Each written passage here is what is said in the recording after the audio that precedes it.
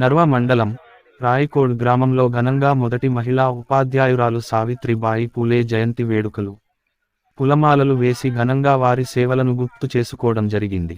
జ్యోతిరావు పూలే సావిత్రిబాయి పూలే విగ్రహాల వ్యవస్థాపకులు మ్యాతారి Gopal, Malan Koti Shankar, P Ravikumar, U Ravikumar, K Srinivas, GNG గ్రామస్తులు సర్పంచ్ సుశీల శ్రీనివాస్, సత్యరెడ్డి, నారాయణ రెడ్డి, కొండా స్వామి, ఆంజనేయులు గౌడ్, కొండా రాజశేఖర్ మన్సూర్, రసూల్, జబర్, యువకులు నాయకులు స్కూల్ టీచర్లు ప్రమల్లన్ కోటి మల్లేష్, ఉస్మాన్, రఘు, విద్యార్థులు పాల్గొన్నారు.